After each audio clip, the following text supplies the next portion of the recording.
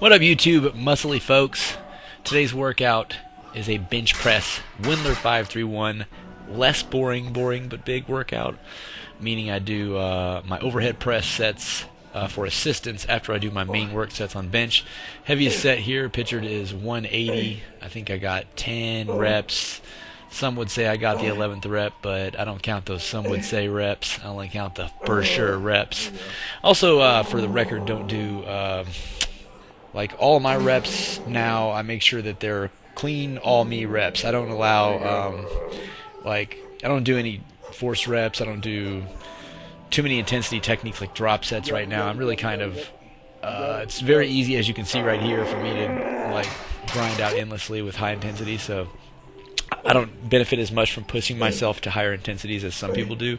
I benefit more from pushing myself to calm the F down, because I do have a tendency to torture myself at a level that a natural trainee probably doesn't always benefit from. I think you do benefit from, for short periods of time, going really hard, but you have to think along the lines of long-term injury prevention as well. And that kind of leads to a broader subject that I want to talk about, because today was the first workout I've had in, I would say, 4 months maybe, where I feel like I can definitely say that whatever biceps tendon issue that I've been having in my right arm is over.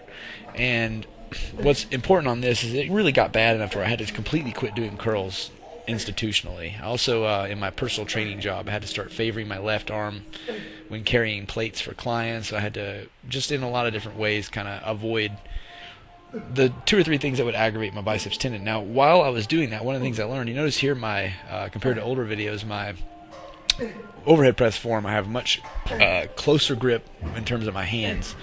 Like, they're almost just right outside of shoulder instead of like significantly outside of shoulder width.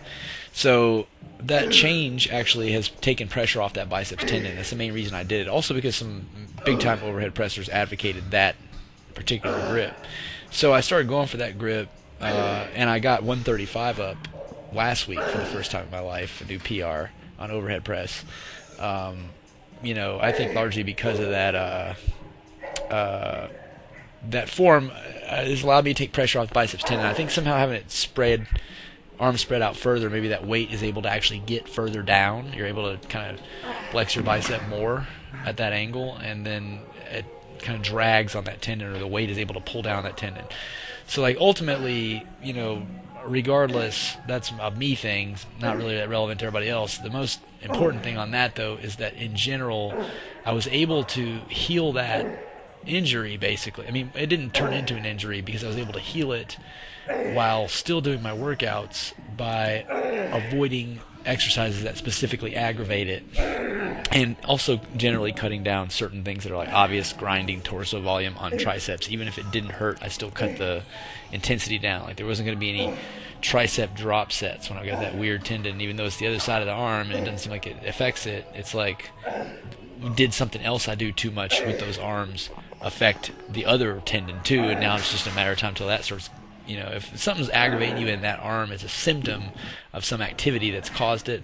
So I just wanted to lean, especially feelings of tendinitis, where it's the tendon that's being aggravated and it just kind of is gnawingly in pain all the time.